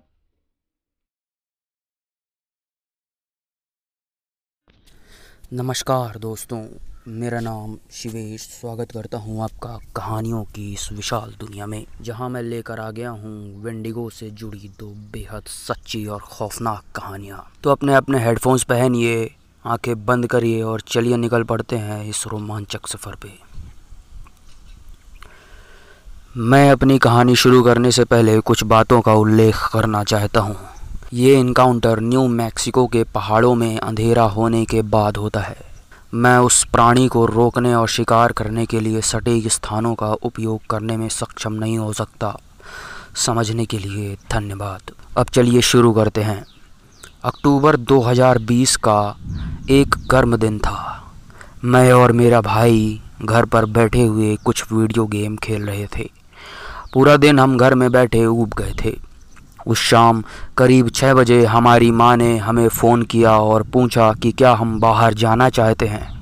दिन में पहली बार था जब कोई बाहर जाकर कुछ करना चाहता था, तो हमने हाँ कहा और फिर वह 10 मिनट में हमें लेने आ गई।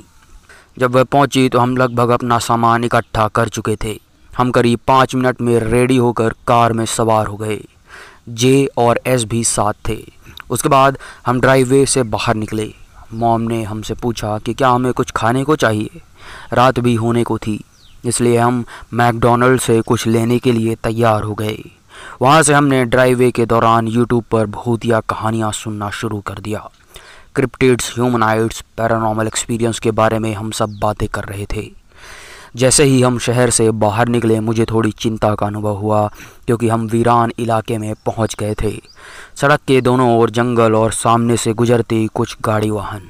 अगले 2-3 घंटे बेहद शांत और कहानियों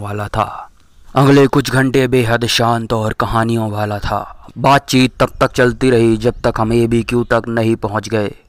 जब हम एबीक्यू पहुंचे तो हमें कुछ गैस मिली और फिर हम सभी को आराम करने और बिस्तर तैयार करने के लिए एक माउंटेन ड्राइव लेने का फैसला किया। पहाड़ों पर ड्राइव करना बेहद खूबसूरत था। शाम का आसमान, चिड़ियों की चहचहाट, बहुत ही सुंदर। सूरज ढलने तक हम अंत में आधे पहाड़ पर थे और झाड़ियों की सरसराहट की आवाज़ें आने लगी। मैंने खिड़की से बाहर देखा। मुझे अंधेरे के अलावा कुछ नहीं दिख रहा था।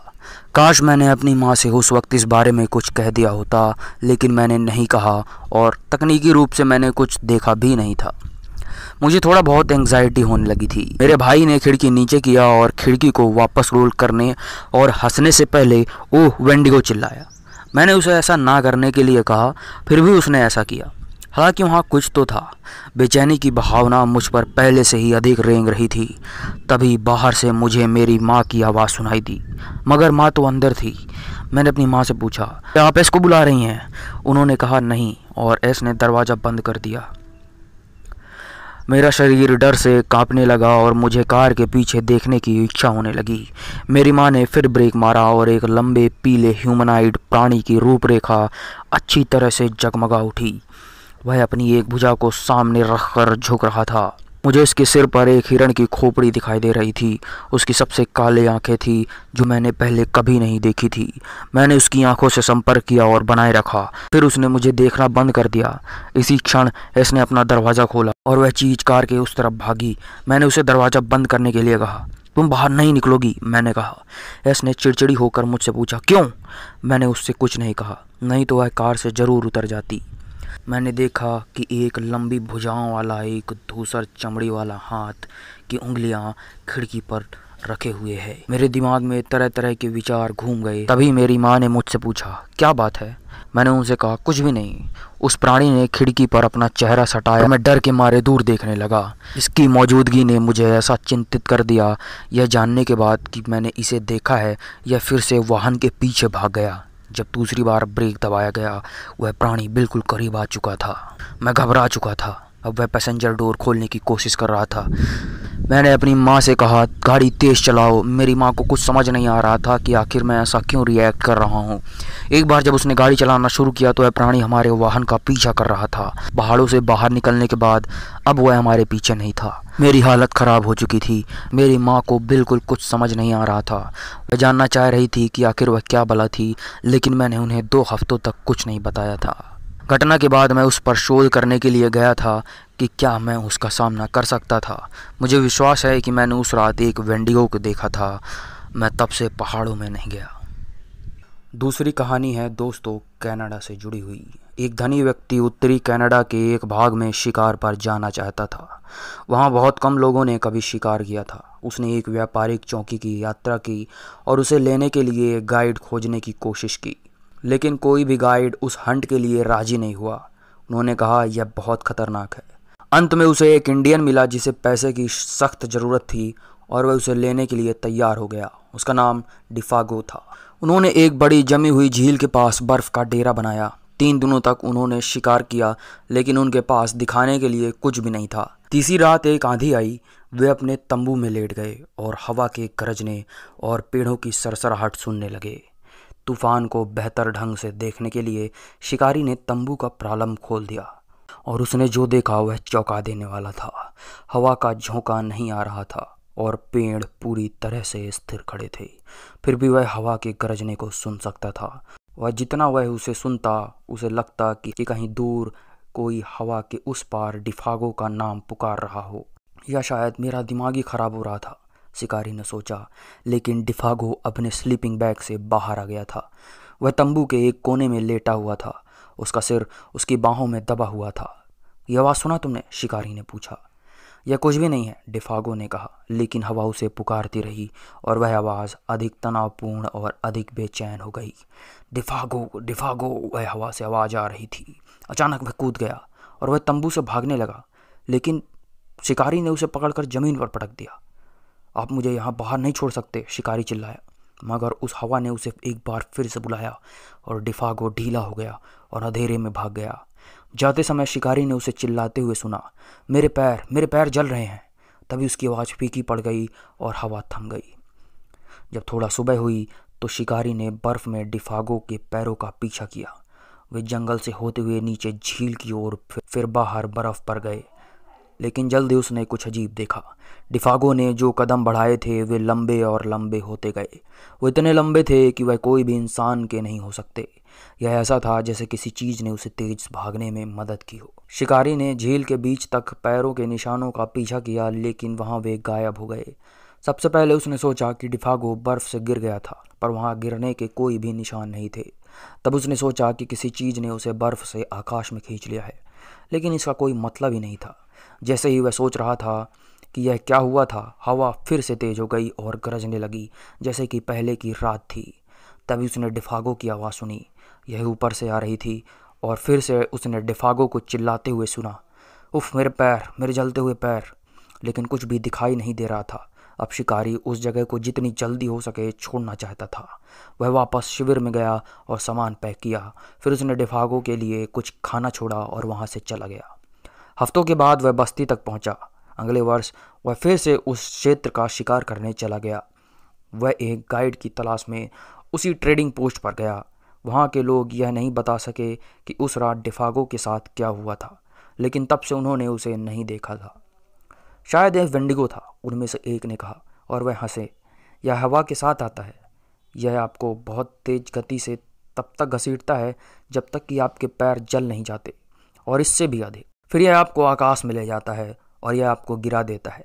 यह सिर्फ एक कहानी है, लेकिन ऐसा कुछ इंडियन कहते हैं। कुछ दिनों बाद शिकारी फिर से व्यापारिक चौकी पर था। एक इंडियन आया और आग के पास बैठ गया। उसके चारों ओर कंबल लिपटा हुआ था और उसने अपनी टोपी पहनी थी ताकि आप उसका चेहरा ना देख सकें।